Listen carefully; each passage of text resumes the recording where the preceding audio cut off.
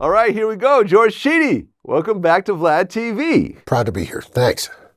Well, we got a lot to talk about. You were actually the first person that keyed us in to the YSL situation that was about to happen a couple of years ago. You actually reached out to us and said, hey, there's about to be a big bust involving Young Thug and YSL and everything else like that. And we're like, oh, okay, that's interesting. We didn't know you at the time. Then sure enough, a couple weeks later, all the arrests started happening and everything that you said actually came to fruition. So I've always had a lot of respect for your journalism and all the research that you do. So it's only right that I bring you back again. I'm glad to be here. And there's been a lot that's happened. There has. Since. There has. So let's start with the YSL case first.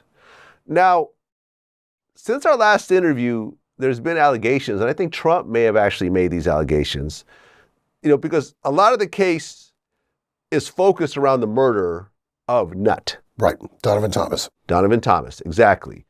And I believe Trump actually said that the DA Fani Willis had a relationship with Donovan. Yeah, so he tweeted something like that, yeah, which is dumb. And it makes me wonder what Donald Trump is reading that he would have a sense to say, because there was this rumor, and it was made up out of nothing. Huh. It was so let me tell you where that came from. And by the way, when I say relationship, I meant a romantic relationship, exactly. Not just a friendship, a romantic relationship. So basically, it was Reddit noise that somehow broke out into like the equivalent of Complex somewhere, like into the blogosphere, which started, and then he must have seen that because he was looking at Fani Willis stuff. Fani Willis, when she was a prosecutor, but not the district attorney in Fulton County, was the responding prosecutor to the Donovan Thomas murder. And she sat down with Thomas's family and said, look, I will bring justice to you. Mm-hmm. And she's had a picture of Donovan Thomas on her desk since 2015, since Donovan Thomas was killed. It's not clear to me that she ever met him while he was alive. So that somehow turns into Fani Willis really cared about Donovan Thomas, which turns into Fani Willis must have been in a romantic relationship with Donovan Thomas, which turns into Donald Trump seeing some third-rate blogger writing this nonsense and goes, yeah, she's got to be on Donovan Thomas's. Because that's where we are now. And it doesn't help that Fani Willis has romantic issues that are showing up in court. Yeah. Yeah, which is happening right now, based on one of the prosecutors. Yeah. So now, is that a real thing? Yes, and that sucks. Explain what exactly that is. First, it's like this gob-stopping, I can't believe this is happening thing, because it's not. It seems so far out of her character. But Fani Willis apparently began a romantic relationship sometime around the time that she was also picking a special prosecutor to lead the investigation and prosecution into Donald Trump and the election interference stuff. Nathan Wade is he's sort of a fixer. Like that's his local reputation. He's a highly professional, highly skilled Winston Wolfe style lawyer who you bring in to do things that you can't do yourself. Like swinging the legal equivalent of a baseball bat around in order to set things right. He buries bodies. And the Republican, at the time, sheriff in Cobb County brought him in at $500 an hour to go sort out an open records lawsuit, like that sort of thing.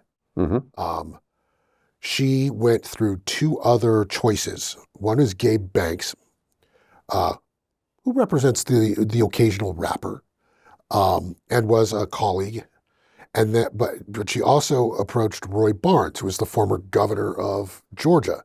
Hey, do you want to lead this Trump thing? And both of them turned her down.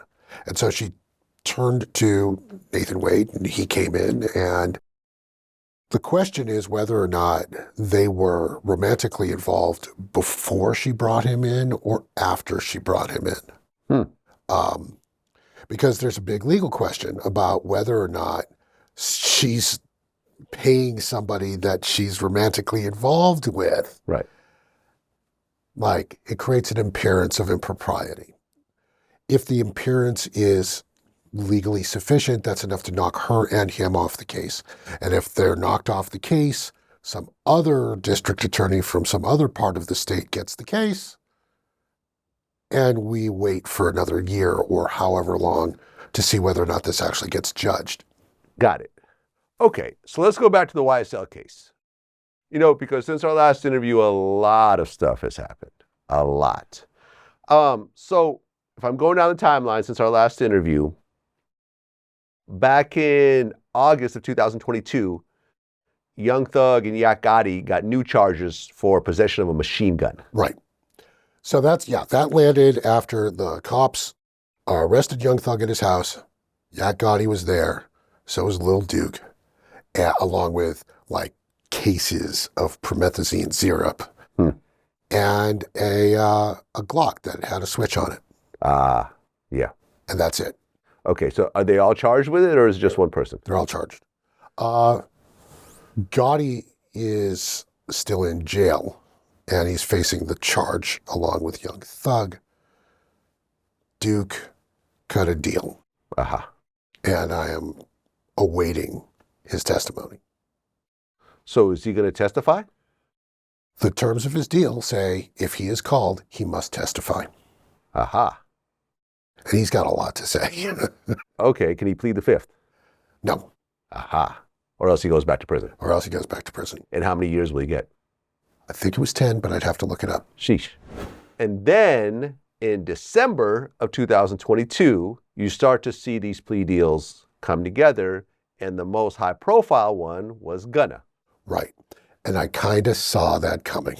We talked about it, how in our first interview, you kind of pointed out that Gunna really didn't do anything. Right. He wasn't really involved in any of the crimes. He was essentially just an artist on the label that got caught up. He was physically present when other things were going on. Physically present, but he was not involved. So you thought that he would eventually get let go.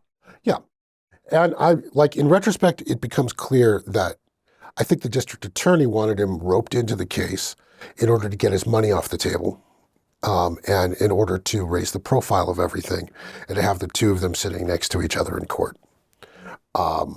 It makes this look more important, like as though it wasn't going to be important anyway. But she wanted him off the table, at least for a little while. She wanted leverage, and she got it. You know, and I have, my posture towards all of this has started to shift because I am seeing a lot of prosecutorial line, walking up to the line on a lot of things here. I think this was one of them. I think Gunna was overcharged. Right, because he gets a plea deal, and the thing that really affected him was they videotaped the actual plea deal confession, where he had to admit in front of the cameras to the judge that, yes, YSL is a criminal organization, and I have seen members do things in furtherance of the gang. Right. Criminal activities in furtherance of the gang. He had a yes ma'am it all the way through. And when that video came out, it became the biggest thing in hip hop. The irony is, he released an album. There were no features on the album. Yeah. And the album did very well. He had his biggest solo song ever with Fuck You Mean. I mean, you basically could say that in 2023, which is when it came out, it was established that snitching doesn't necessarily affect your rap career. However you want to say it, whether he snitched or not snitched, some people think he did. Some people think he didn't. You know, if you ask Boosie, he definitely did. If you ask someone else, they'll say that he didn't.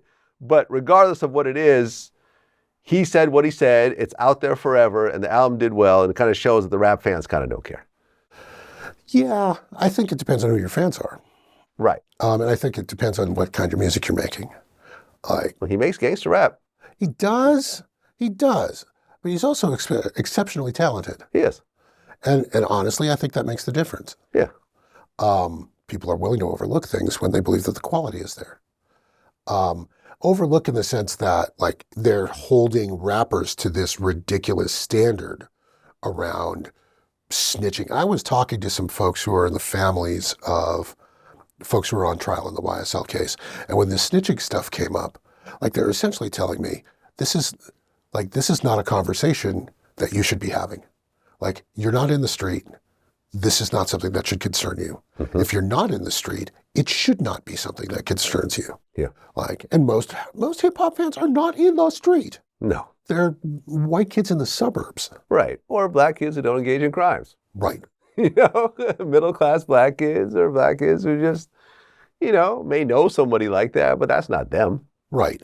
And I honestly, and I could get on a soapbox about that because I think that there's a problem in rap, a big one, where there is this posturing around the street that does not reflect the reality that most black people live in. Right.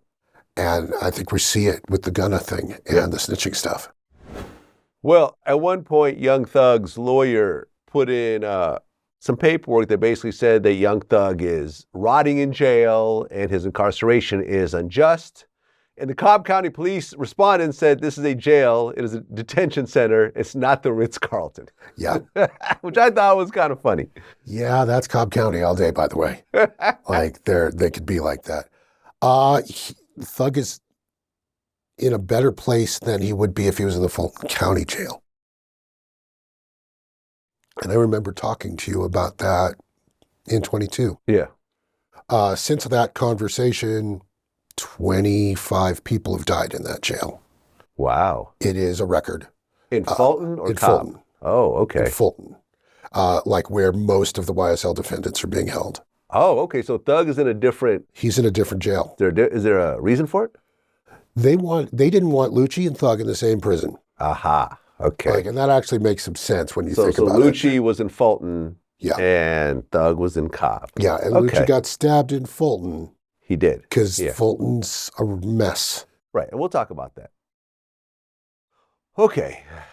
And then you started to see a lot of other members start to get released. Yeah. The YSL co-founder took a plea deal. Like you said, Duke, he got a plea deal. YSL Slime Life Shorty got a plea deal. And Young Thug's brother, Unfunk, he got a plea deal. In a manner of speaking. Right. And you know what was odd to me was these plea deals had these incredibly long probation times.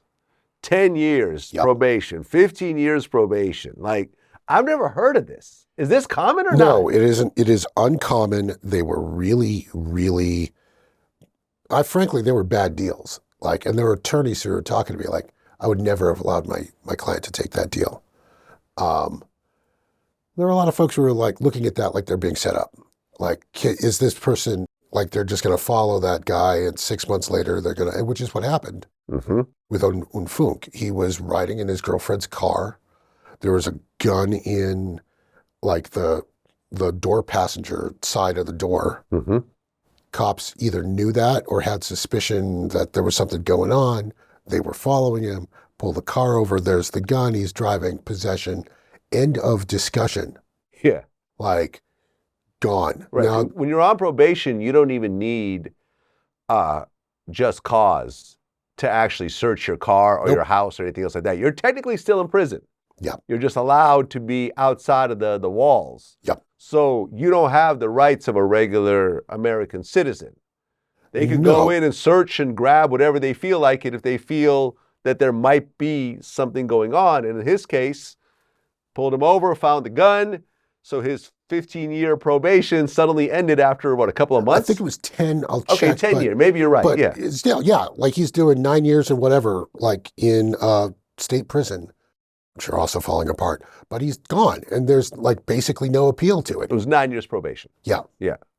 It was 9 years probation. So now he's back.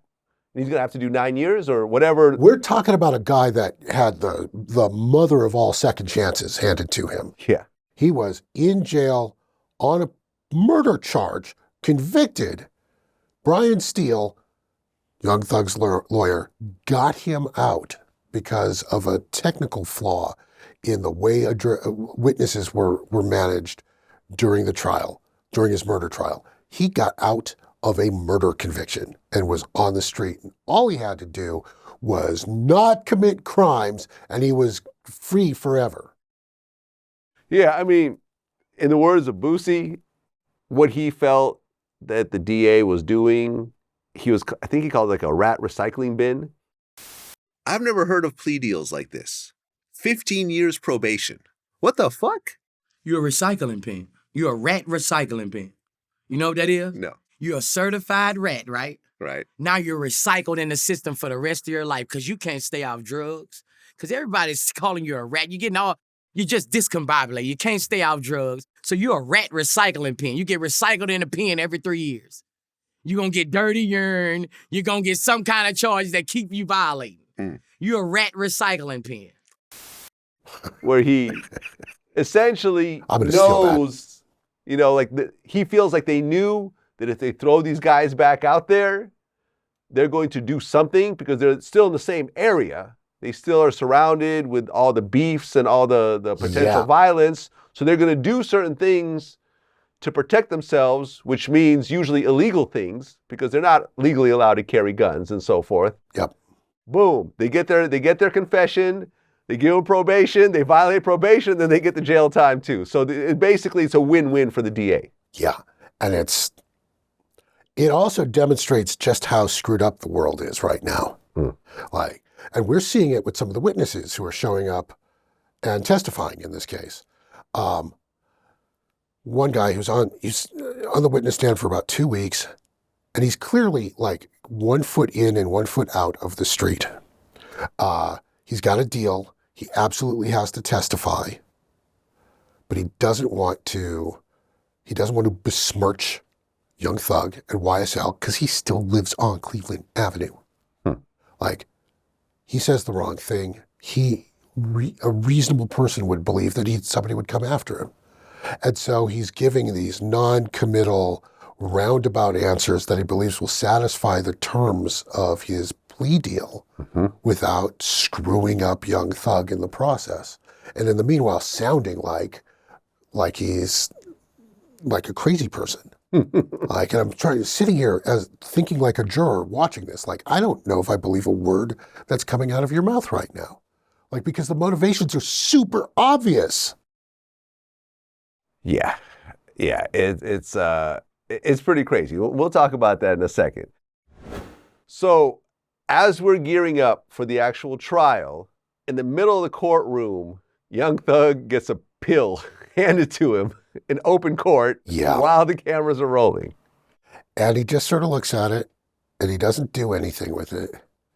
And then they grab the other guy, and they take him into the back room, and they shake him down and strip him down, and you can hear him screaming and yelling, and he's got a bunch of other stuff on. Were you in the courtroom when this happened? I was. Okay. But no, I wasn't in the courtroom. I was in the courthouse. Courthouse, got it. And I'm looking around like, I mean, is this how this trial is going to go? And apparently, yes, this is exactly how this trial is going to go. Like it's been one courtroom crazy thing after another since the start. Yeah. Well, then after this happens, a couple weeks later, the YSL co-defendants, Lil Rod, Briss, and Bali are accused of stabbing an inmate in jail. Right. What's the situation with that? So they haven't resolved that because that becomes a separate court case entirely. And that hasn't been resolved yet. Lil Rod needs counseling. He needs therapy and maybe drugs, like the legal kind. And I say that with love in my heart. Like, he has a psych problem that needs to be addressed. It's indicative of what's going on in that jail, though. Like, he essentially led prison uprising. Really? Lil Rod. Like, when you read the police, the sheriff's report, like, he was coordinating people, got locks popped, like, went after a guy with others. Like, it was a thing. It was a Spartacus thing. And And that's how that jail is operating right now. It is undermanaged, and I'm being generous. Okay. So then we have YSL Woody. Lil Woody. Yes. Kenneth Copeland. YSL Lil Woody. He had done an Instagram post at one point, said he'll never testify, free thug. And then a video comes out of him testifying. Yeah. He was in a police room where he basically, I guess he snitched on YFN Lucci's camp. And didn't he talk about actually setting up Young Thug as well? Yes, he did. It's crazy how he still has that YSL in his name after all this. Lil Woody is an interesting character, just eight ways to Sunday. He's been shot at a bunch of times and missed. He is cool under fire. At least that's what it looks like from the police reports in previous cases. Gets into a lot of trouble. And in this case, he was arrested, and I think it was October 22, might have been 21, I'm sorry. But he was, when this tape was made, on probation, had ammo, gun and an ammo on him. There was a gun in the car. He had a clip in his pocket. It's federal time. And so he's sitting there in that tape, like trying to find some way to get out of this. And it becomes clear as you're watching the tape that he has a relationship. I don't mean like a romantic relationship. I mean like he's been talking regularly to the cop who's in that video, Marissa Viverito, where she's like having this come to Jesus conversation with him, like, Woody, what are you doing with your life? And he's basically, I don't know what I'm going to do. Get me out of this. Like, unspoken, get me out of this again. And I'll give you Young Thug. Whatever it takes. Because that tape leaked, like the court system started going up and down, trying to deal with its computer security stuff, which is a laugh riot given what's going on right now. A hacker got in and has blown the entire court system's computers sky high. Yeah. So they're holding it as hostage basically until some money's paid? So they were, and then they got busted, and then another guy appeared who says he's got it and set Thursday deadline, last Thursday. Oh, last Thursday. Deadline comes and goes. There's no data drop. We don't know what's going on. He might have been a bluffing. Like, apparently the feds caught the lockbit hackers, and they might have been able to sequester the data, but it's not clear. Okay. Well, there was a whole thing in March of last year about the Lil Wayne threat video. So Lil Wayne's tour bus gets shot up. Right. And this was during a time that Young Thug and Wayne were kind of beefing. Right. Tell us the story behind all this. So, all right, Young Thug and Lil Wayne are beefing, and it's over contracts and money and shit. What do you mean, contracts and money? My understanding is that there's like, and it's like Birdman is wrapped up in this, it's fallout from, this is I may be overcomplicating this, and I apologize.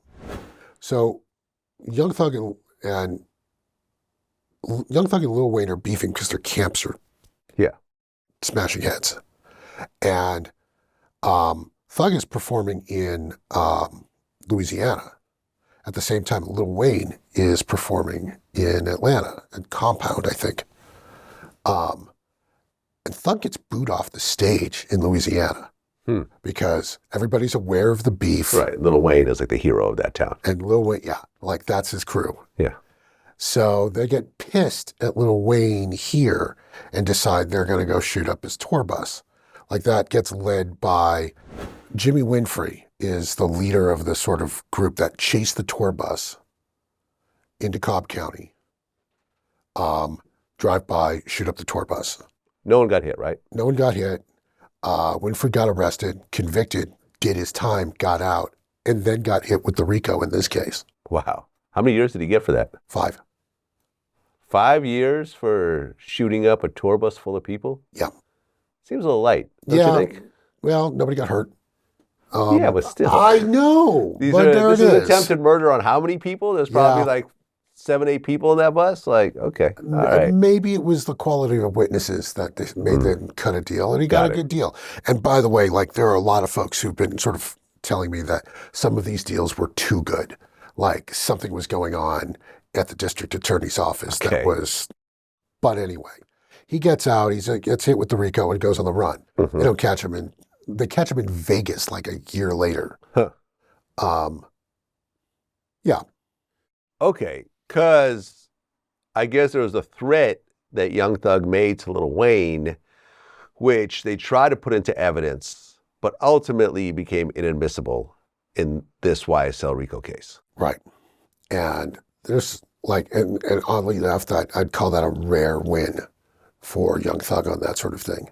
Right. Like they've been shoving a lot of stuff into this trial that would never see the light of day in a regular case. Well, right, because there was another piece of evidence where there was a house that was shot up. Yeah. And they tried to ban that evidence as well. So whose house was shot up? So it was sort of I'm going to call it a trap. Somebody's going to get mad at me. But it was a house that YSL members would use. You know, it was a crash joint off of Cleveland Avenue.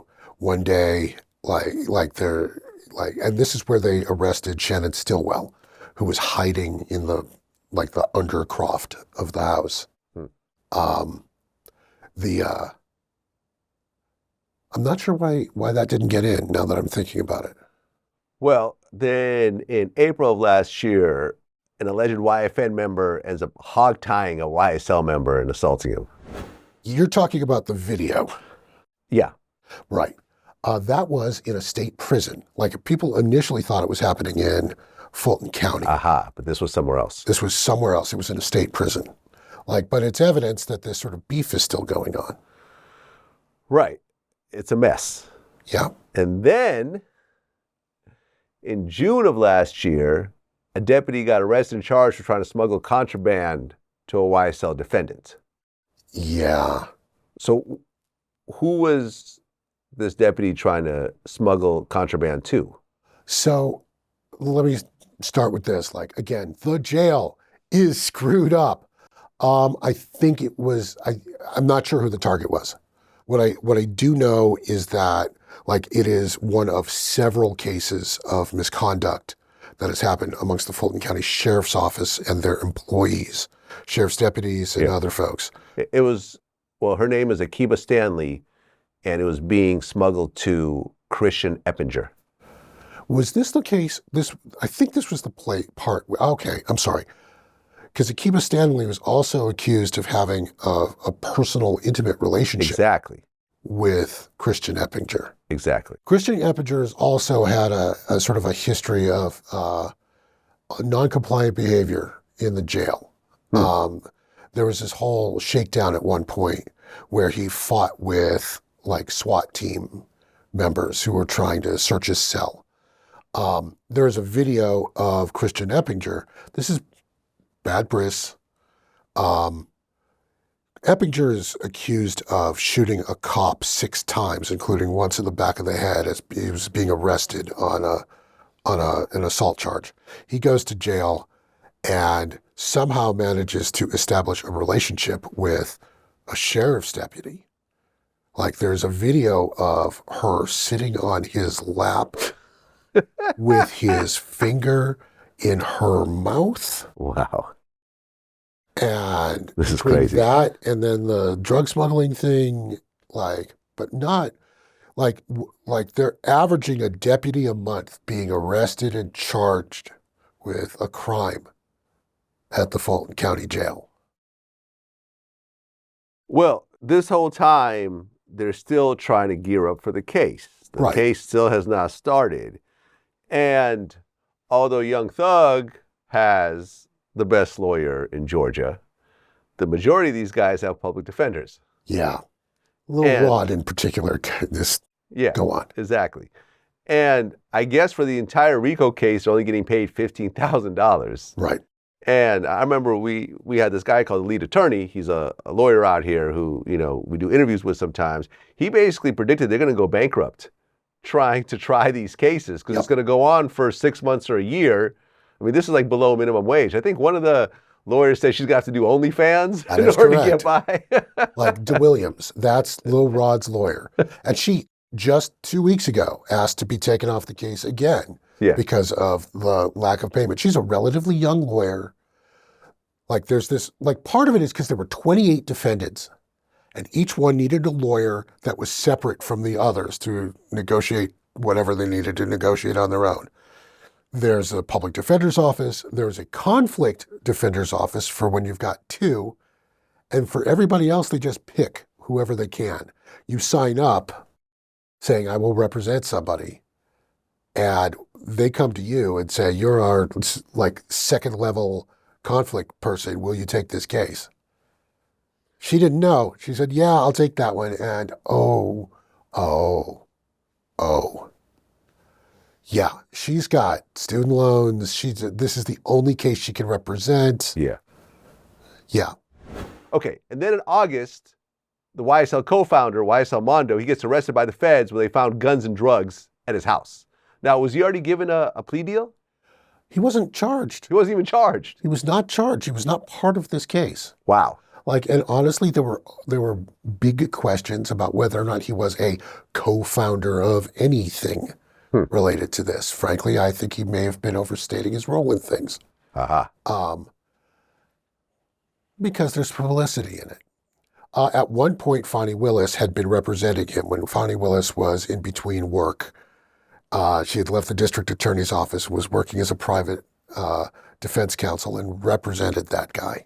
And people made a sort of a thing about that. Like, how could she be prosecuting YSL when clearly she has a relationship with YSL Mondo, which is just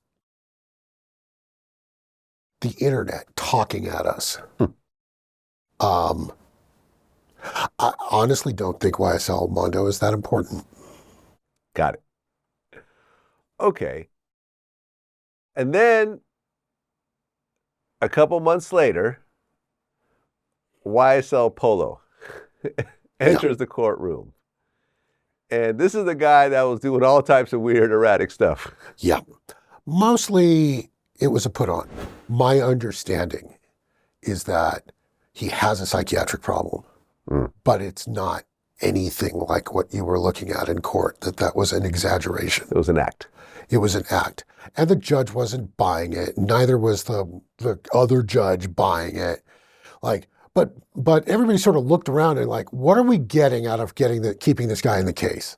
Like, is there any value? Do we get more? Because he's already been convicted of a murder charge. Right. So he got convicted of murdering Xavier Turner. Yeah. In 2020. Right. So he's never getting out of jail. Yeah. So why charge him? Right. Like, what do you get out of that? Because you're not going to get him to testify to anything. And even if you did, would you believe anything that guy said on the stand? No. So they yanked him. Right. So basically, he gets all his charges dropped in the YSL RICO case because it was just a waste of time. Right. So then by November 2nd in 2023, all the jurors are seated in the YSL RICO case after nearly a year. It is the longest period of jury selection in Georgia history. How many potential jurors were there?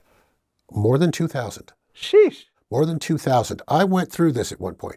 1 out of 500 registered voters in Fulton County, million people in Fulton County, were called to be a juror in that case.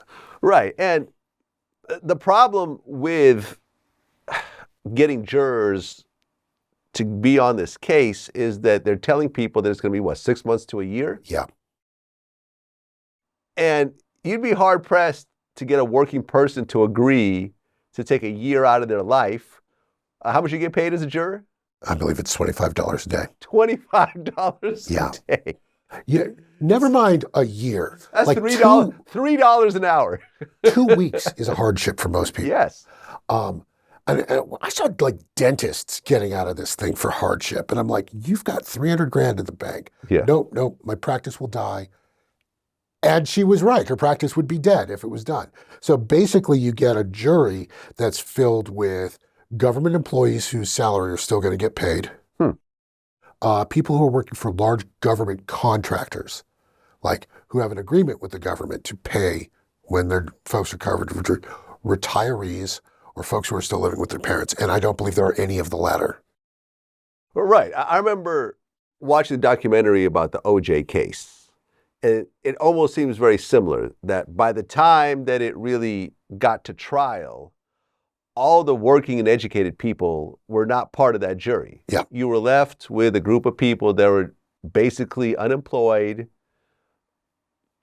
making money, surviving off, the government. Yep.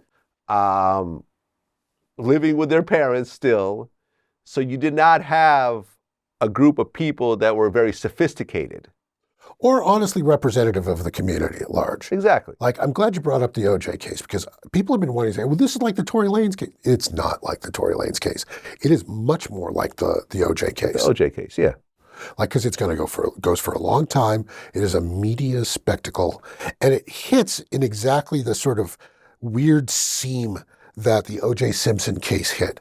O.J. Simpson hit, like, just as cable television was turning into, like, this 24-hour thing. Like, and right now, like, we're at, like, apex of social media stuff. Like, where YouTube and Instagram have primacy. This is a case that's made, like, you're getting 30-second clips from Law and Crime of crazy stuff that's happening in court. Like, and that's how people are feeding on this. Well, then the trial starts.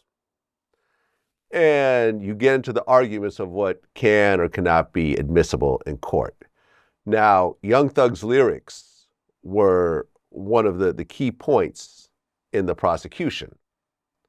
And there was a lot of argument over whether or not the lyrics could be admissible, but ultimately the judge ruled that the lyrics can be admissible. Right. Now, some of the lyrics was that, the I shot at his mama, now he don't mention me, which allegedly is tied to the shooting of YFN Lucci's mom. What are the other key lyrics that are in this case that are potentially damaging to Thug? So there are a lot. Let me start by saying, like, there's a lot of discussion about lyrics because we look at that like it's a problem. Yeah. And honestly, I think to a degree it is. I agree. The defense is bringing in lyrics almost as often as the prosecution is right now in order to create context. Mm-hmm. Like, one of the songs, I believe it's You, has a line where Thug's saying, you're going to get robbed by Tick. Well, Tick was on the stand. He's the one, Tick was dodging questions on the stand about all of this. And so the defense is starting to hit Tick with other music, other songs, hoping that he can use those to provide context for whatever else is going on here. I think people are over-focused on the lyrics because there's a lot of other evidence. I also think that the prosecution has been taking their sweet time getting to stuff that's important at this point, which is baffling to me. Yeah, I mean, there's actually a breakdown of all the songs that are potentially in the case. There's Slime Shit by Young Thug and Yak Gotti. There is Anybody, Young Thug featuring Nicki Minaj. Bad Boy, Juice WRLD featuring Young Thug. Just How It Is from Young Thug. Mob Ties, Unfunk featuring 24 Heavy and Slime Life Shorty. Fox 5, Lil Keed featuring Gunna. Where You From, Slime Life Shorty. Take It to Trial, Young Thug, Yak Gotti, and Gunna. The irony. And, some of these lyrics are interesting. For Slimes, I killed Trial. I done beat it twice state. I'm undefeated like feds came and snatched me, don't know. No point asking, I was in Cleveland. I shoot your mammy. Need to stand down. Yep. And so it's pay for that casket. That's just if we whack them.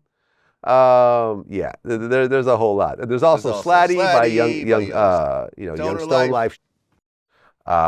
Ski, Young Thug and Gunna. So a bunch of songs. Right. A bunch of songs that they're trying to use as evidence. There was a sort of a viral moment when Brian Steele was trying to pull Lifestyles in order to talk about like the broader case. Yeah. And like there's this idea that the jury is sitting there and bopping to Lifestyles. The jury was not present for that. Mm-hmm. But Brian Steele, Young Thug's lawyer, has been going line by line through these songs. Like, because the prosecution is bringing them up because they say they're looking for the signifiers for gang activity in each of the songs. The references to wiping your nose, which is a thing that they say means they're going to kill someone, or slat, or like references to snakes, or references to Blood's stuff, references to a street gang called Sex Money Murder. Mm-hmm. Like they're saying, so all of these references are in the songs because they are trying to convey that they are operating as a street gang. Mm-hmm. And Brian Steele is saying, look, all of this stuff is super common in rap, period. If it's a rap song right now, you could find references to any of this stuff. And so he's pulling all of these other rap songs, often by other artists entirely, to say, look, here is what's playing right now, and here are all of the references that they're making, and none of them are going to jail. Like, so the question here is, okay, so you've got the music, but did they start with the music? Are they on trial for the music or not?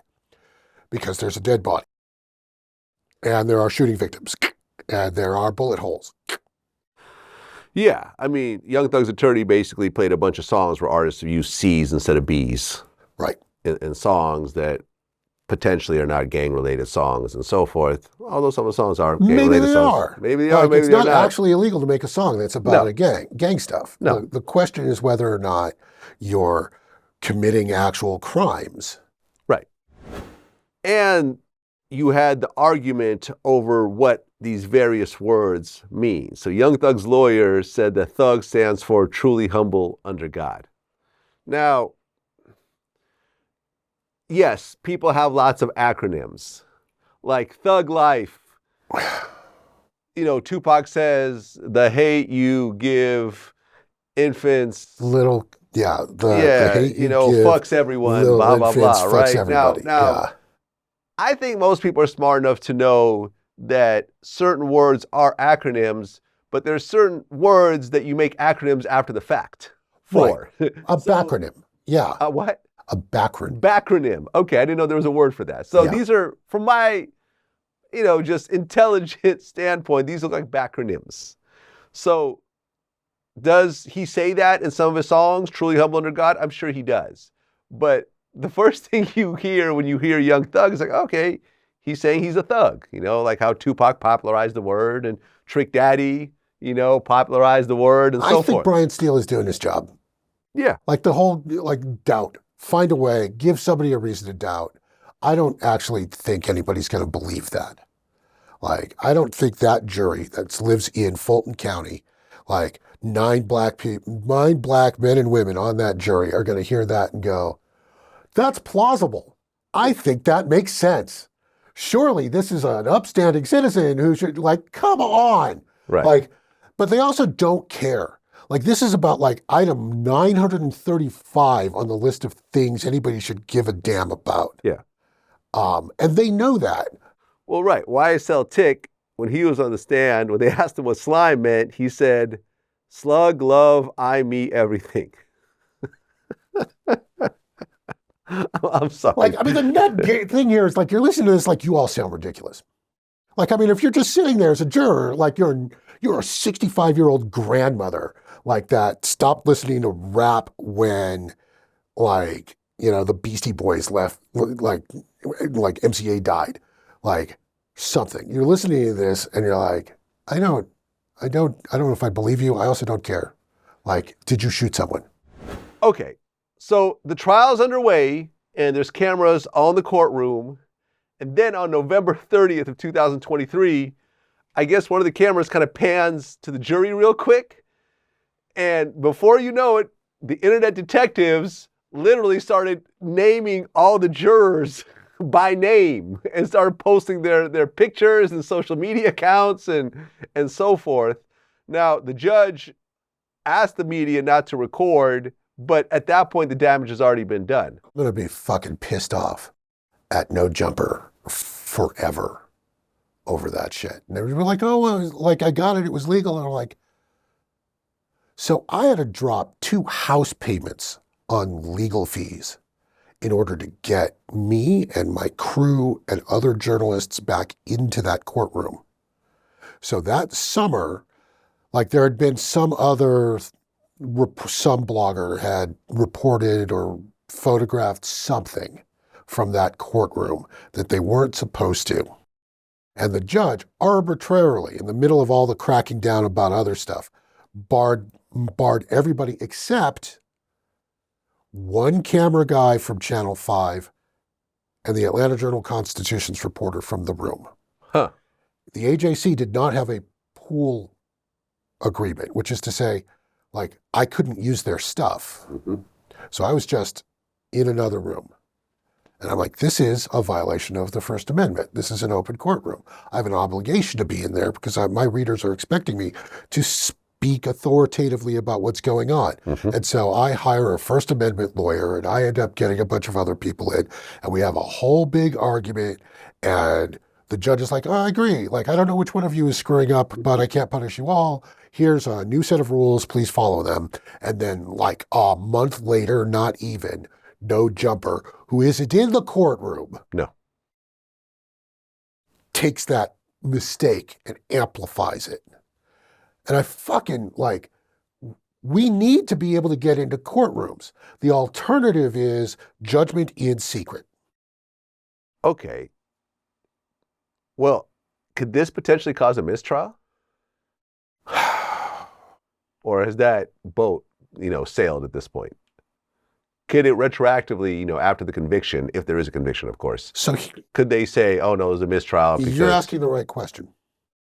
So as I'm speaking to attorneys, either both on the case and watching it, they've all been sort of counting up all of the reasons why an appellate court will kick this back. Like, it is possible that the judge could have called a mistrial for that. Didn't have to. The judge could have ordered a sequestration where all the jurors were no longer permitted to go home. They'd be in a hotel somewhere. In a hotel somewhere for the remainder of the trial, which would last. Would have been crazy. Would have been crazy. Yeah. So he's left with mistrial or go on. And after 11 months of jury selection, he's got to go on and roll the dice and take his chances with what the appeals court is. But the thing is, like, that is pervasive through all of the other sort of crazy things that have happened as this case has gone on. So we're all just sort of waiting to see what issue the appeals court says, if there's a conviction, rules that conviction invalid. So the trial's going on, and then on December 11th, YSL defendant Shannon Stillwell gets stabbed in jail. Yeah. Does he have a name, like a rap name? Or not really. They call him SB sometimes. Okay. But no. What was the situation around that stabbing? So the person who stabbed him does not appear to be affiliated with YFN. He might be associated with another gang, but that's not clear. He was in jail awaiting a murder trial of his own. Has a history of violent and psychotic behavior. And I think they just rubbed each other the wrong way. And it's Fulton County. Aha. There is a stabbing every single day. Damn. In Fulton County. Okay, so the trial gets delayed at that point. But then it starts back up again. Right. A jail phone call between Young Thug and his girlfriend, Mariah the Scientist, gets leaked online. Right. How does something like that get leaked? So I happen to know. Okay. It was leaked in the sense that someone made an Open Records Act request. Turns out that that jail call is a visitation, and the visitation is an open record. Ah, so it was legal because people are trying to say, No. I think like even Drake spoke up, oh, this is so unfair and so forth. The person who made the request is a local blogger. I've reached out to her. She has not responded to me. I don't want to say who it is until I've had a chance to talk to her. But I am going to at some point soon. Okay. The problem there is once I do, and frankly, your audience will now know, all of those visitations are fair game and anybody can ask for them. Okay. Well, a lot of stuff comes out in court, but a very damaging piece recently came out when a 911 call comes in and the caller named Young Thug as a shooter. Right. Now, was this which shooting was this? Was this This was in 2013. Okay. And I've got questions. So there was essentially a car chase that ended with a crash near an apartment complex that is well known to be sort of a YSL stronghold off of Cleveland Avenue. People run from the car, including what appears to be a woman wearing a wig that in retrospect may have been Young Thug. Don't know. Wait. They're saying that Young Thug was wearing a wig? Yeah. Okay. We don't know. And here's the thing. Young Thug may have been mentioned on a phone call, but Young Thug was not arrested. Young Thug was never charged. Huh. The only reason they're bringing this in is because he was mentioned in the phone call. From the outside looking in, you're thinking, oh, okay, when Big Nut got killed, someone saw it, they called it in and said Young Thug was the shooter. Said nothing. And Young Thug's not even charged as being the shooter. Not at all. In Nut's murder. No, but that from the outside looking in, from the uneducated people, like myself in this particular instance, yeah. That's what you're thinking, but this is a totally non-related incident. No, and it's emblematic of what's going Thug on. was he even rapping back then? He This was was like the rapping, but it start was of his kinda- career. I think very early. Yeah, I mean, And the only this people was who really very know him early. as Young Thug were folks who would be really close to him or folks in that apartment Exactly. complex. A woman went to a neighbor who called and said that Young Thug was hiding in that neighbor's apartment. But again, no charge. The only reason they're bringing it in is because his name is on it. Because they are trying to build this narrative that Young Thug has been involved in gangster shit for a long time. And here's how it started. It's part of the reason why they've left some people into this case where they could have been dismissed out, like Lil Rod. Lil Rod has been convicted of a murder and will never get out of prison. And they've got him dead to rights. Why have him on trial? For this, you don't get anything extra out of it. They've got him there because they can sit a murderer next to Young Thug. And that's what the jury will see. All of this stuff is kind of guilt by association. Because you can do that in a RICO case. It's why they brought a RICO case. Yeah. I just want to remind people that the thing that's actually got Young Thug sitting in that chair is the question about whether or not he knew when he rented a car that car was going to be used in a drive-by to kill Nut. And they are trying to build all of this other stuff around, well, of course he knew, because he was a gangster. Look at all this gangster shit. Is there any actual hard evidence that connects Young Thug renting this car to the murder of Nut? Well, that remains to be seen. I think there may be. I don't know why we haven't seen it yet. It has been discussed tangentially. There are all sorts of things that prosecutors say they've got, but we haven't seen the evidence presented yet. Lil Woody is going to testify, likely. And he'll say, yeah, I told Thug I was going to go hit Nut. And we needed a car. So who was the actual shooter? So Has that been established yet? No. Although okay. apparently there's video. Oh. There's a video of the shooting. But can you see who's in the car in that video? I don't know. I haven't seen the video. This is what I'm talking about. I mean, I'm sure the defense has seen the video, I'm right? sure Because I they remember have. in the beginning there was some playing around of releasing of evidence and stuff like that, right? Right. But ultimately, now that the trial has began, the defense is legally allowed to see all the evidence that the prosecution is going to throw at them. So they were supposed to have seen everything months ago. By the way, this is one of the other things that's been going on, and it's changed my opinion to some degree about the Fulton County, like the way prosecutions are handled. Like, I try to keep my door open. I talk to everybody. I treat defendants and prosecutors with respect. And I don't mean this to be disrespectful, but the Fulton County District Attorney's Office likes to play games with discovery. They withhold everything they can for as long as they can, and then they dump terabytes of data on a defendant at the last possible moment before they're going to get sanctioned, and make them sift through it in a very short period of time while dangling a plea deal in front of them. Right. Which is part of the reason why you see the deals that you're getting. Right. And Young Thug's lawyer has always maintained that Thug is not going to cooperate. He's not going to tell on anybody and so forth. And we've seen that so far. Right. Young Thug is probably not going to take the stand, is he? No, I would not expect that. Yeah, I don't expect it either. Okay, so if things weren't crazy enough already, one of the female YSL attorneys gets arrested on a RICO charge, right? It's not a RICO charge. It's a gang charge? It's a gang charge. Okay, got it.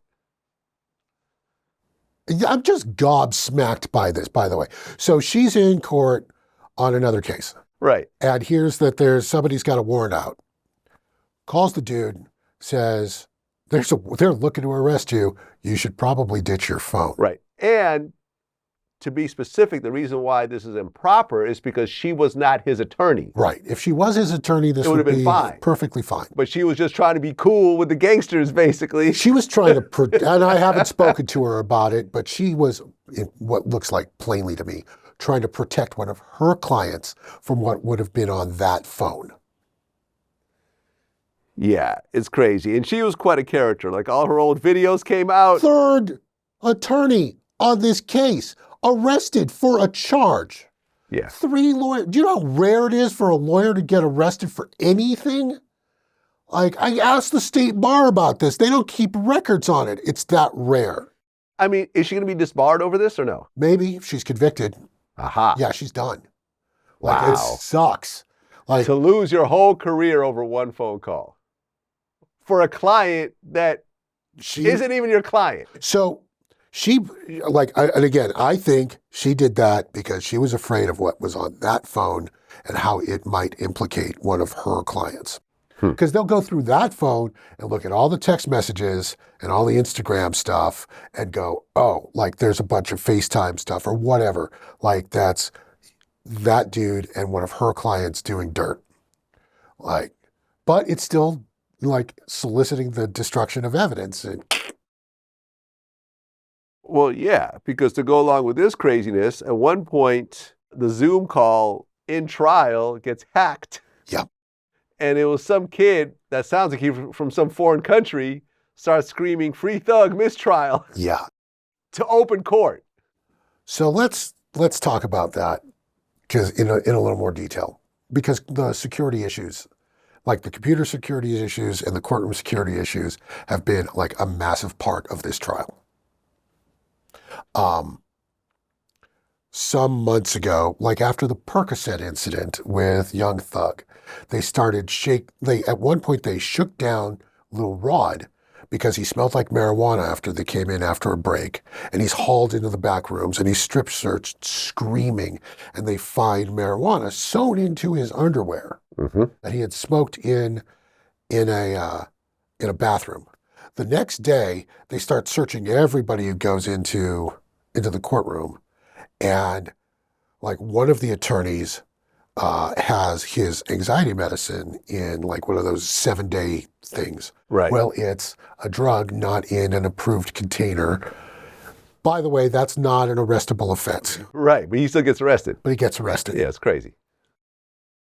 And then a little while later, like not Young Thug, but Christian Eppinger's attorney is now looking at a bar case, and I think he was charged with allowing his client access to the internet, like because Eppinger was using the guy's tablet to get onto Instagram, and looking at stuff that apparently he wasn't supposed to be. So he's getting lit up. And then Nicole Fegan gets arrested for a gang charge, even though she is a gang criminal defense attorney. And she's not Better Call Saul. Like, that's Drew Finling. Yeah. These are like the kind of security issues that they've been dealing with. The physical security issues are one thing, but that Zoom connection's been hacked at least 3 times. Damn. Since the start of this trial. About a month, like in January, all of the Fulton County computers, the court computers, the county's computers, the tax computers, all of the government computers were hacked by a ransomware gang called Lockbit. They're based out of, I guess it's Ukraine, but they're basically Eastern European. They got lucky. Like somebody clicked on the wrong thing or something. They've owned every file in the Fulton County court system for months, including, I am told, the juror list for the YSL case. Oh, so they could release the list of jurors? Yeah. Which would be a mistrial at that point? I think you'd almost have to.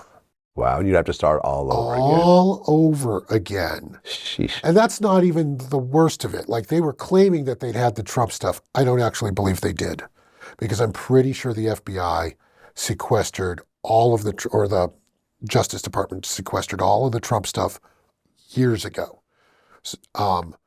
There was a concern that the Fulton County elections stuff would get hacked, but they've kept all of that offline. That's safe because the state does not trust Fulton County.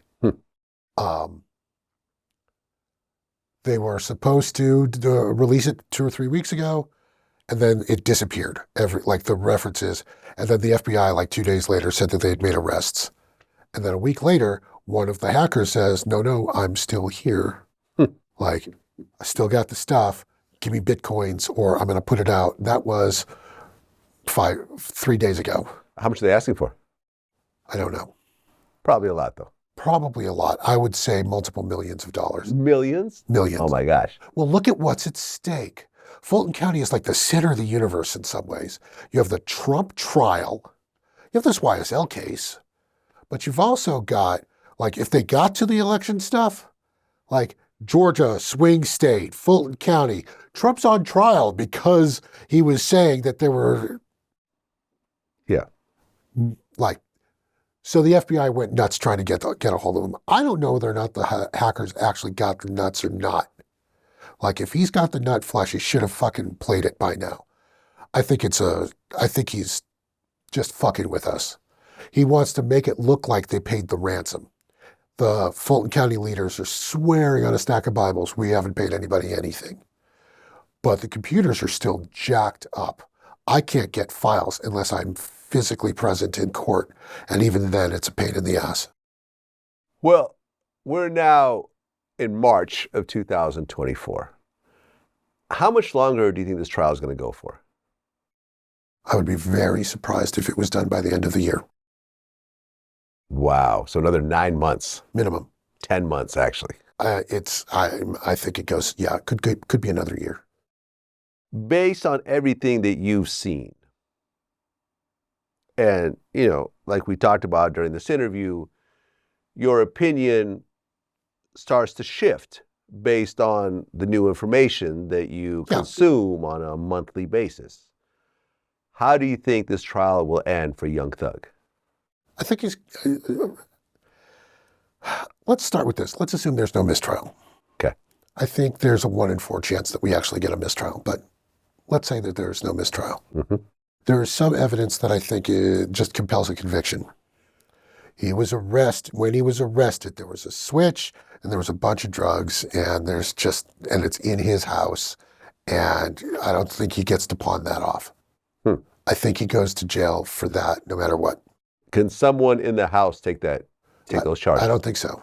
Just doesn't work that way. I just don't think it's going to work that way. Because it's his house. Yeah. So the rest of it is an open question. The question is whether or not the jurors believe young Thug knew that he was facilitating a murder when he rented the car. Mm-hmm. The defense is arguing he rents cars all the time. He doesn't know what they're going to be used for. And why the hell would you rent a car? Rent a car with a record, like, for a hit. And then just having sort of a gangster, reality moment, like you steal a car if you're going to kill someone. Right. But there it is. Well, yeah, I think it's because this is not a civil case. A civil case means 51%. Do you think that you're 51% sure that he did it? Then he's guilty. 49%, no, he didn't do it, not guilty. But a criminal case is beyond a reasonable doubt, which is what, 90%, something like that. I'm 90% sure he did it. And, he's got the best lawyers in Georgia. You have to believe that something crazy is going on for it not to have been what the prosecution is saying. Yeah. Like that it is far more unusual that he didn't do it than he did do it. And that's part of the reason why they're building this long gas case to say, look, he's been doing gangster shit. Like he just hasn't gotten caught, but he's been doing all this gangster shit. And this is just a continuation of this gangster shit. Right. In order to wear down that plausibility, that reasonable doubt. And honestly, I think they're probably they're going to wear the jury down. I think it is more likely than not that he is convicted. I don't think it's a given. Yeah. The broader question is this gang question. Like, what does it mean to be a street gang? Like, is this an illegal street gang? Like the gang statute has sort of 3 pegs to it. Like, is this an illegal street gang? Like is this a gang that is about doing crime? Is this person a member of that gang? Did they do a crime that counts? Like, that's what they've got to prove. And the crime that they're saying counts is, well, you rented that car. Right. Well, we'll see what happens. Like I said, he's got great lawyers. There's always a chance for a mistrial. Then there's always the chance of an appeal. He's already served a lot of time already sitting in jail. So there's that. Cases fall apart at the last minute and, plea deals pop up out of nowhere that otherwise were not there. So we'll see what happens. I think they're playing for the appeal, truth be told. I think that they're realizing that there are reversible errors that are happening, or what looks like them. Right. And that they're going to appeal their way out of this if they can. And hopefully they'll be in that sort of sense wearing the prosecution down. Because if there's an appeal and it gets kicked back, like, does the district attorney, assuming this is still the district attorney. Right, she could get voted out. Yeah, I think that's possible. And there's a reasonable chance considering all the BS that's been around her name, with the romantic relationships and everything else like that. I still think she's likely to be reelected. Oh, okay. She is high profile. She is high profile. Name I don't recognition know matters. Who the other DAs are, and I mean, somebody could take a shot, like, because they could look at this like, well, look, we still need to prosecute Donald Trump. We just don't think you're the person who should do it. Right. Give me the ball. Right. Like, that's an argument. Right. I am looking forward to all of this stuff being out of my life. I'm just going to tell you, like, I started looking at this stuff in 2021? Yeah. 2022? It is March of 2024. I actually have other things going on in my life. Now, don't get me wrong. Like, so we did a podcast. Like, I have 2 partners with a podcast, Christina Lee and Tommy Andres. The podcast is King Slime. That podcast is up for an Ambie. Oh. Like, for Best Documentary Podcast. It is some of the best work I've done in my life Congrats. On this, I am not a hip hop journalist, but on this, Well, you are now. like, hate it or love it, that's where you are. I took a real job. Like this year, I report on issues of democracy for The Guardian. Mm-hmm. The Guardian, a very large British publication, has a large U.S. presence. I'm familiar. Because democracy is the thing that's probably the most important. Like, are we going to have one when this is all over? Like, I am focusing my time where I can, but this trial, this never-ending thing, is still going to be is part of my life basically forever, and I don't get to drop it. And I feel like I'm one of these lawyers. It's like, I can't leave. This is going to ruin me. But I have to, because people are expecting, to have a better understanding of this. And that trial actually matters. Like, it's changing hip hop, it's changing Atlanta, it's changing justice as a concept, it's exposing a lot of stuff that's screwed up. Like, it's a window into the world. Okay, so let's talk about the YFN Lucci case. Let's. YSL, Young Thug, Gunna, I don't know any of these guys. But Lucci, I do know. We've done 2 interviews. I know Fly, his manager. I like all these guys. In fact, I believe I did Lucci's last interview before he got arrested. Not to say the interview had anything to do with his arrest. It's completely unrelated. No, that was coming. Yeah. And nothing that we talked about in the interview was used in his case on any level, and so forth, because people like to connect the dots that aren't there. So he gets arrested, and I interviewed his lawyer, Drew Findling, recently, and he talked about the whole premise of it. So essentially, Lucci was in a car with someone else. I think it was a Maybach. I'm not sure. Like a Maybach truck that he was given as a gift. A shootout happened, and his friend gets killed, and he gets charged with the murder, even though... Felony murder. He's present even though in the middle of a crime. In the middle of a crime. And then it turns into a RICO case because they focus on his alleged blood affiliations and so forth. So now he's in jail at the same time. Now there's an overlap between him being in jail and the YSL case and Young Thug being in jail. Right. On March 3rd, 2023, he gets stabbed. Yeah. And what's interesting is that even with the stabbing, right around the time, later in that month, on March 26th of 2023, he refused to cooperate and testify against Young Thug. And I talked to Drew about this, and he was basically like, hey, when we have a client, we ask them what they want to do. If they don't want to cooperate, we don't cooperate. That's it. There's no argument. There's no, let me talk you into it. No. He doesn't cooperate. We're going forward with no cooperation. Which is interesting. Did that surprise you at all? Not even a little bit. Okay. For a bunch of reasons. Never mind the street stuff. He's in a jail where he's not safe with a dozen YSL guys on another floor. You can't tell me that he felt safe enough to testify against Young Thug, period.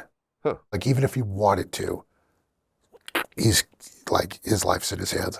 They wouldn't put him in a protective custody situation, or does it not work like that out here? How could they not have had him in protective custody already? Right, when he got stabbed. Yeah. I mean, come on. Like the jail's that screwed up. Right. But aside from that, I don't know whether or not he had anything really to gain from it other than, screwing Young Thug. I just don't know how important that is to him. I'm sure they would have probably offered him a pretty good plea deal, considering it's not like he pulled out a gun and killed his friend in his passenger seat. Well, he ultimately ended up getting what I would describe as a pretty good plea deal. Right, and we'll get to that. Because originally, in June of 2023, he gets a 20-year plea deal, which he turns down. Right. Obviously. Yeah. So he's now preparing to go to trial. But then, in August of 2023, his artist, CP3, gets stabbed in jail by YSL members. Yeah. Was CP3 part of this case that Lucci was part of, or was this something completely different? I think he was one of the, I think he was in the RICO case, yes. Aha. Yeah. Okay, what was the situation around that? Honestly, I don't know. Okay. I wish I could tell you. Yeah, fair enough. I didn't actually look at that one. Okay, fair enough. So, like I said, I talked to Drew Findling about this whole situation. 20-year plea deal, we turn it down. You know, the prosecution and the defense are not on the same page, so now they begin trial. They're going through jury selection. They're preparing their opening statements. They're going through tons and tons of jurors. And then, now Drew wouldn't tell me what exactly happened. He said something happened, and he wouldn't go into details because he's a lawyer and he's lawyering. He said something happened which made the prosecution change its mind about the plea deal. Do you know what that is? I do. Tell me, please. So one of the defendants in the RICO case is a rapper named Bloody J.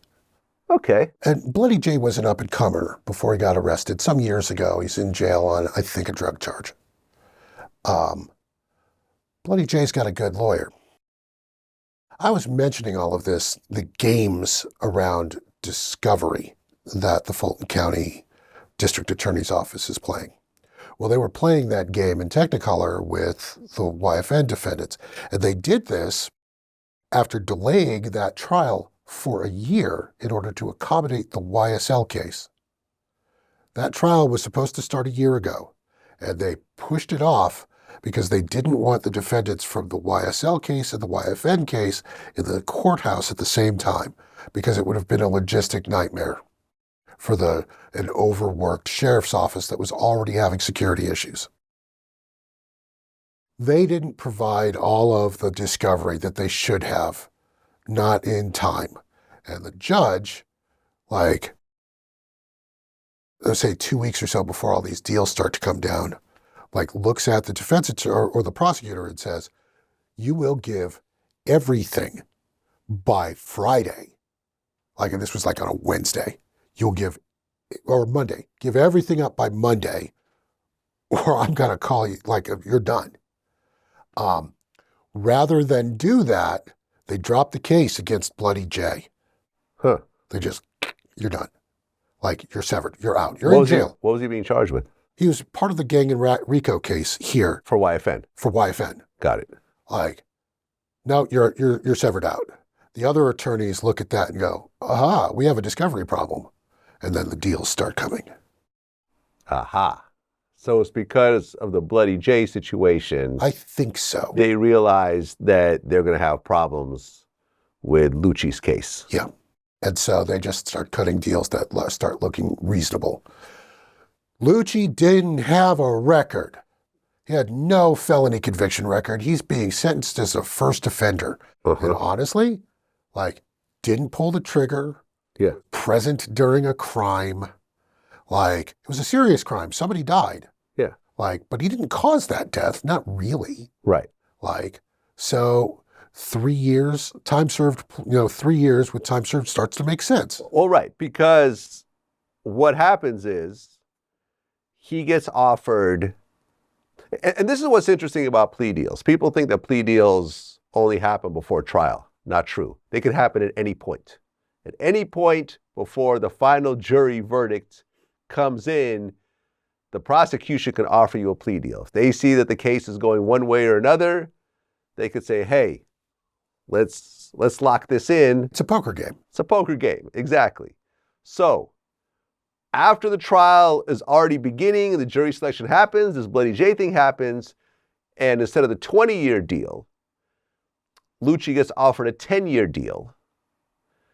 And with the way the state guidelines are set up, with time served and how you get like half your time off, for good behavior, Drew ends up getting the prosecution to sign paperwork saying that they won't oppose him getting out with like 50% of the total time. Right. With time served, it turns into 3.5 months. Right. which is a hell of a deal. That is a hell of a deal. Yeah. But I think it's actually an appropriate deal. Right. Given the crime that they're discussing, I think that's an appropriate deal. The question is whether or not, if you want to look at the big justice thing, there was a gang war going on between YFN and YSL. That is what the prosecution believes. Mm-hmm. And their whole intent was get these guys off the street so that the gang war stops, so that we can lower the temperature, because murder rate in Atlanta jumped 60% during the pandemic, and they were attributing it in part to gang war stuff. Not just this one, but there's a bunch of others. I mean, has the murder rate dropped in Atlanta? Yes. Oh, really? Substantially, and it started to drop, and I mapped it out against the YSL arrests. The week Young Thug got arrested with the rest of them, the line falls. That is the inflection point. That doesn't mean that it might just be a coincidence. Well, I mean, it could mean multiple things. Now, you could say, okay, we got the guys off the street who are doing the shootings, but you could also say that these arrests scared off everyone else. That's what I think who was happened. Doing shootings and said, "Oh no, okay, never mind." Yeah, I think this is how bad it could get. We all need to chill out. If you could get Young Thug, you could get anybody. You can get anybody. Let's step back you and got see what this the hell's rich going guy. on. You got this multimillionaire guy. Yeah.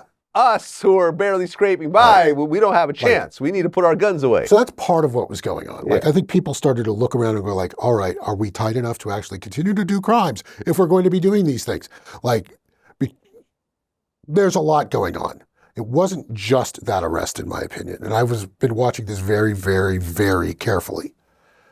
Part of it is the pandemic started to really the pandemic effects started to fade right around that time in May. Part of it is a shift from out of the city of Atlanta and into DeKalb County. DeKalb County is right next to Atlanta. It's got very similar characteristics. Crime rate's been falling all over America for the last year or two. It's one of the fastest declines in American history. After one of the fastest rises in American history. Crime broadly in the United States is at a 60-year low, or very close to it. Nice. Today. Good. Not so much DeKalb County. It actually went up. It went up when everybody else in the world basically was going down. And I think a lot of activity shifted out of the city of Atlanta and into DeKalb. Okay. So YFN Lucci, he apologized to the victim's family while accepting the plea deal. They shaved his head, and he's off to state prison, which is where he's at right now. I remember when I heard the news about the 3.5 months, I called his manager, Fly. Me and him go way back.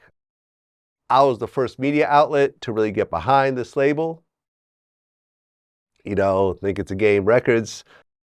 I did Rich Homie Quan's first interview. I was the first one to put up, All Gold Everything on my YouTube channel. So we have a very good relationship, right? And I called him. I said, "Is this 3.5 months real?" He goes, "No, it's real." I said, "Oh, thank God. Thank God." And I'm like, "Listen, just promise me one thing. When Lucci gets out, get him the hell out of Atlanta. I'll buy that. Just as soon as he gets out of prison, put him on a plane, send him to LA, send him to Miami, send him to New York, send him to Vegas, send him to, Houston or Dallas, anywhere outside of Atlanta, because he's going to be on probation, right, when he gets out. Send him to Poughkeepsie. Yeah. Send him to Wichita. Exactly. Send him to someplace where people are not shooting people generally. Exactly. And I also wanted the first interview when he gets out. He said he got me. We'll see what happens. But regardless of whether I get that or not, I like Lucci, and I know seeing stuff firsthand, interviewing probably over a dozen rappers who have gotten killed in their own cities, at some point after our interviews, having conversations with FBG Duck, telling him to get out of Chicago, and he would argue with me, and then he would get killed in Chicago. Whatever beef you have are usually, these shootings and killings are almost always crimes of opportunity. Nobody, if you have beef with someone, you're not getting on a plane and going to Miami and looking for them at the mall. That's not happening. It's, he's down the street. Oh, he's at Lenox Mall. He's over here, by the stadium. Let's go get them. That's how it works. You don't have these high-end hitmen that are out stalking people and hiding in the bushes with sniper rifles. It doesn't work that way. It's random bullshit. It's random bullshit. I went to the place where Takeoff was murdered. And it's in Texas, yeah. In Texas. I went to the site where he died a few months ago. I went to that bar. It's a bowling alley, basically. Yeah. It's middle class. It is in a safe part of the city. It is not known for violence. It's just a place.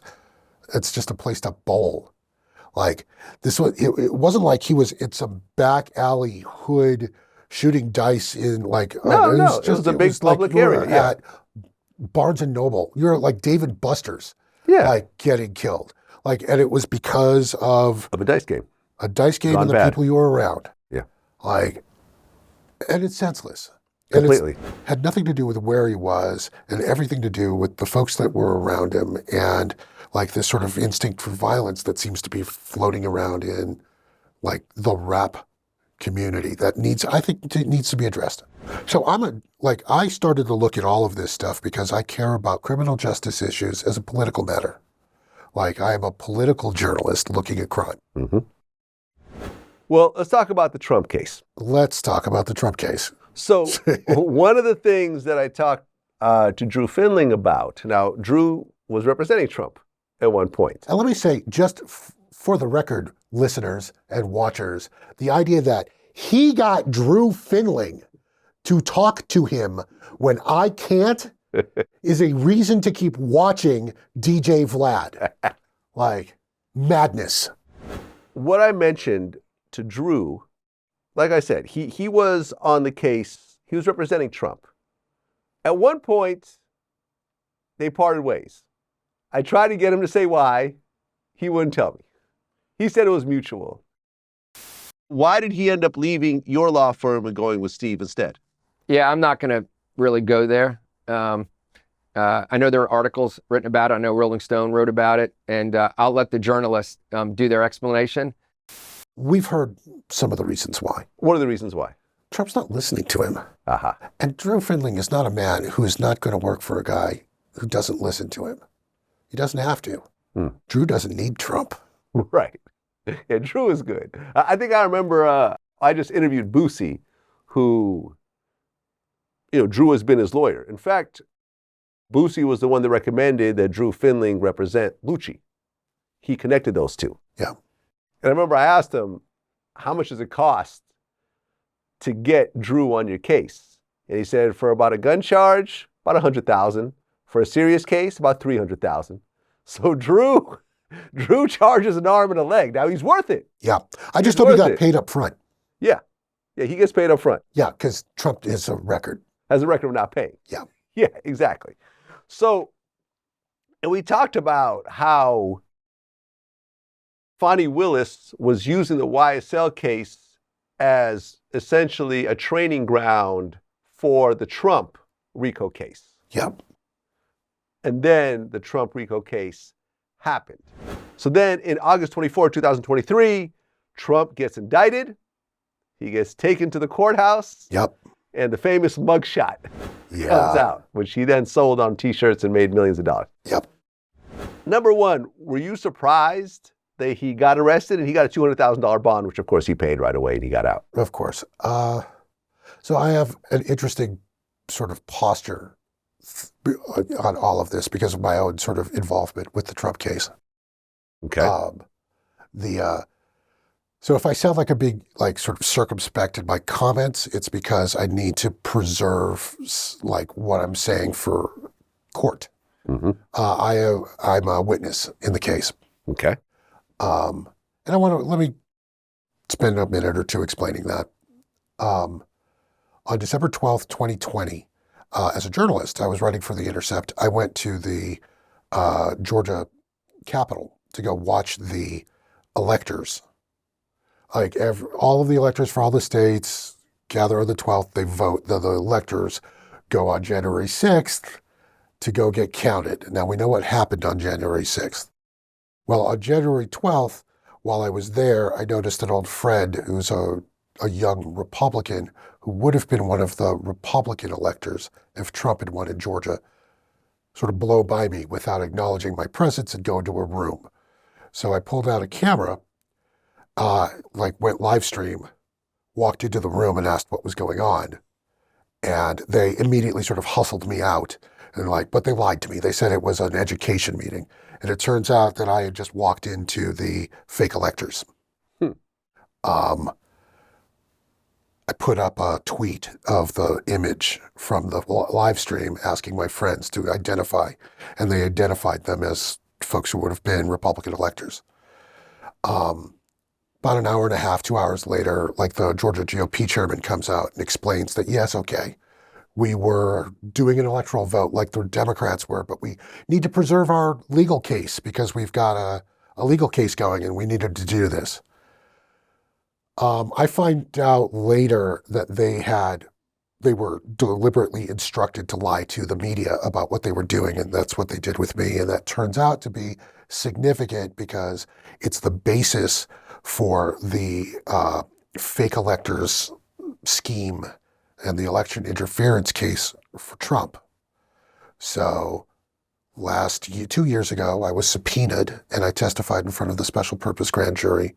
And then about a week before Trump got indicted, the day Trump got indicted, I was called to testify to the grand jury. I didn't actually need to testify that day, but the day he was indicted, I was in court. Because I can still be called as a witness, I take some caution in what I say about how surprised I am that Donald Trump got indicted. I will say I am not surprised that Donald Trump got indicted. I think there's a body of evidence that's emerging that at least calls for a trial. And we'll see what happens. Do you think that this trial is going to affect the election, meaning that will there be a conviction on any level before the election starts, which prevent him from running? Maybe. So it depends on a lot of things. Because the election is in November, right? The election is in November. It's now March. So what are we looking at? 8-9 months? Yeah. Fani Willis wants to get this started in another 6 weeks or so. Okay. Assuming she's still on the case. So this thing with Nathan Wade and the affair, has raised a question about whether or not she'll be allowed to continue prosecuting. Right. Well, if she's not allowed to do it, they'll bring in someone else. Yeah. The problem is who.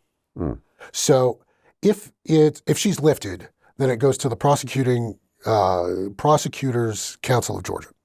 And I'm mangling that. That's not the right name, but a guy named Pete Scandalakis is basically going to pick some prosecutor.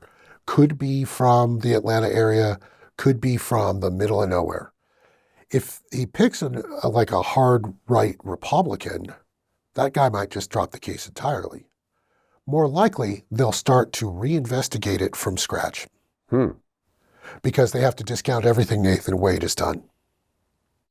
And if that's the case, you don't see a case before November. The trial will not start before November. Well, but if the trial, let's just say he gets elected, because at this point, he is clearly the Republican nominee. He's almost. He has blown Nikki Haley out of the water, even in her own home state. He is almost certainly going to be the Republican There is no nominee. chance. DeSantis has stepped down. He could get hit by a bus. He could. But other than that, for all intents and purposes, we're looking at him being the Republican nominee running against Biden. And I'll be honest, if I were to bet right now on March 2nd, 2024, who is going to get elected president, I would say it's Donald Trump. I can't bet. I mean that literally. I am out of the prediction business about that. I don't know. I have seen what happened. I remember what happened 8 years ago when he ran against Hillary Clinton. There really was not a lot of support for Hillary. There was a ton of support for Trump. Trump voters are still very gung-ho. They will bring all their friends to vote and so forth. Now, when Biden ran against him, people were really upset with Trump, and they were looking at Biden as Obama Part 2, and there's a lot of excitement, and people went out and voted. You know, I voted for Biden. You know, I've said this publicly before. You know, my family all voted for Biden. You know, we were happy when he won. But 4 years later, the economy has gone bad. Biden seems like he has one foot in the grave. And, you know, Trump is still popular. And, you know, I think there's a little bit of sympathy from the voters in terms of how many times he's getting charged and all the pylons and everything else like that have been happening to him legally. You know, I think to a certain degree it's a little bit unfair. Now, is some of the stuff fair? Absolutely. But the amount of charges between the records at his house, and the RICO case here, and the New York case, and the defamation case, and $350 million for this, and $85 million for that, is just like, okay. You are describing the reasons why I can't tell you what's going to happen in November, because I don't know. Yeah. Like, I don't know which of these things are going to blow up. Yeah, who knows? And, I mean, Biden's got a bunch of stuff in his backfield, too. I don't think it's the economy. I think it's more the thing that I think that's most likely to bite him in the butt is Gaza. Well, there's that, too. Yeah. But it doesn't have to be the Georgia case. It could be, like, if he has a criminal conviction for many of these cases, there's a subset of otherwise Republican voters who will refuse to vote for him. Well, and but he gets thrown off the ballot, right? Maybe. I think that there's an argument. I think there's an argument to vote, like, to throw him off the ballot. But I also think it requires a criminal conviction, as you're saying. Yeah. I don't think Trump is more popular now than when he was voted out of office in 2020. I think Biden is much less popular now than he was when he was. Which the net effect is the same, right? I think, so I'm a guy who's actually, like, at the polls asking people, what did you think when you voted for Biden? Or what did you think when you voted for Trump? And the thing I'm hearing regularly is, I wish I didn't have to vote for either of these two guys. Well, that's what I'm saying. And the thing is that when you have antipathy and you don't have a whole bunch of people motivated to vote for Biden like they were 4 years ago, the Trump voters are still going to vote for him. You still have motivated Trump voters and less motivated Biden voters. There are a lot of people who are motivated to vote against Trump, too. Yeah. Like, anything but that. If Trump was a regular-ass Republican, there would be a lot of Democrats who would just stay home and Trump would win, but he's not. Yeah. He's got all this swirling chaos going on. Right. And I think they're aware of that. I think Trump knows who he is. Last question.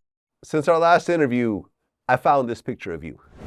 Yeah, got my ass kicked. What is this about? So in 2020, I was chasing the protests in Atlanta. Mm-hmm. I was physically present at the moment that the Wendy's in downtown Atlanta was burned to the ground after the Rayshard Brooks shooting. Mm-hmm. A cop killed a guy at a DUI stop. I remember that. Well, a few weeks later, militants had taken over the street corner where that was. Like, and when I say militants, I mean like guys with AKs or AR-15s. Because there'd been a lot of, like, weird violence going on the street there. And they had started to stop anybody white from driving by, which I didn't believe. Like, somebody hit me on Twitter, like, oh, there are guys with guns over at the Wendy's and they're not letting any white people go by. And I'm like, I don't believe you. That's bullshit. I'm going to go look. And surely they won't hurt me. I'm a black person. Doesn't matter that I sound like Albert Brooks. By the way, thank you all in the comments for telling me that I sound like Albert Brooks. Like, I'm scarred for life. So I go down there at 9:30 at night alone, asking, like, so, hey, guys with masks and guns, what is going on, my fellow black people? And they're like, go away. And I stick around for a little while, and there's some sporadic gunfire in the distance. Everybody hits the ground. I was a soldier for years, so I'm not gun-stoked. Oh, you were in the military? 5 years active duty. Aha. With which branch? I was an Army journalist. Okay. I covered infantry training in the Pacific for most of that time. Got it. So I'm not especially fazed. But they're like, all right, you got to get the fuck out of here. Like, oh, you got a camera. Did you take any of her? Give me your camera. I'm not giving you my fucking camera. Give me your camera. 4 or 5 guys surround me. Like, one's got his hand on his pistol. He starts counting down from 10. Like, I'm going to shoot you if you don't give me your camera, your phone by the time I get to 1. And when he gets to 5, I'm like, I think I'll leave. Bye. I start walking off. The guy runs up in front of me, pow, pops me in the face. And I'm like, and I used to box, and I'm looking at this, but I'm like, it doesn't register, like at first. Like, there's a little chyron, like under my vision, like, George, you are under attack. Right. Somebody else hits me. Like, George, put your hands up. Like, and so I turn around and I put my hands up and I'm backing back into the light. And there's this hooting crowd of like 50 guys. All like, was he on live stream or whatever? Like, fuck him up. And and I think I took one more blow and then I got into like the light over by the gas station, got in my car, drove to Grady and took that picture. Because I'm like, so don't go to the Wendy's because they'll fuck you up. Right. Oh, my wife, I can't believe I'm still married. She was so pissed. I bet. Like, she's like, again? Like, because she's got to get me because I'm a journalist. Mm-hmm. I'm a journalist, and the job is go put your own eyes on this shit and say what happened and be credible. And if you're not doing that, you're not doing journalism, you're blogging or you're a public relations guy. Like, and I'm not that guy. Yep. So that's me, not stupid enough to go out alone again. Like, I roll with the crew now if I think it's going to get dumb. Right. But there it is. I'm glad you're okay. And I think a lot of people, when that picture started to circulate, they thought it had something to do with the YSL case or something. Oh my God, really? Yeah. Shit. Nobody has said shit to me about the Y. Not really. Like, nobody, I've been waiting. If it's not the YSL case or the Trump shit, I've been waiting for somebody to say, like, I'm going to kill you. And I'm like, there's a line, except there isn't a line. Like, I'm just not that important. Yeah. And I'm starting, and I told the New Yorker this, like, I'm starting to feel, I'm taking this personally. Like, why am I not, like, I'm not asking people to come after me. I mean, we're not doing that, yeah. Like, but I'm, like, there's this, like, the folks who are getting really, like, injured and killed, like, there's a lot more that's going on than just beef. Like, I mean, this puts like a lot of the rap stuff that I'm looking at in perspective. Like, I am a guy who's doing things that from a journalistic perspective might be viewed as dangerous. And I'm still here and I feel unintimidated. But there are guys who are walking around like who very legitimately fear for their lives because of the lifestyle, because not just the lifestyle, but because of the conditions under which they are living. Because the street is dangerous. The street is dangerous, depending on your posture towards it. Well, yeah, I interviewed Stormy Daniels, and in the interview, she said that she got her car shot up twice on the freeway in Florida, which she presumes is because of her stance against Trump. I mean, do you still feel like your life is in danger based on your stance and trying to tell the truth? Yes. You got shot at twice. Mm-hmm. Did you almost get hit? Or were they just shooting in the air? No, they shot at the vehicles I was in. That's exactly what happened. Yeah. She's much higher profile than I am, and maybe that's just what it is. Yeah. She's also a woman, and I got to tell you, people are willing to go fuck up a woman's shit a lot faster than a man's. People are not. People are cowardly. Yeah. That's what it is, George Chidi. Appreciate you coming in and filling in all the blanks. You've always been my go-to guy when it comes to this YSL case, and now the Trump case, and the YFN Lucci case, and I appreciate the reporting that you've done and the detail. Like I said, you came to us to let us know this was about to happen. And you even told me how surprised you were, because I think you gave Young Thug's dad a heads up about this as well. and they just didn't choose to listen, which is why Thug got caught with the drugs and the guns in his house. Had he listened to you, he would have cleared his house out, and he might have been able to have no charges at the end of the day, as opposed to a couple of, real serious charges. So I appreciate the work that you're doing, man, and hoping to speak to you again. We will. That's what it is. Peace.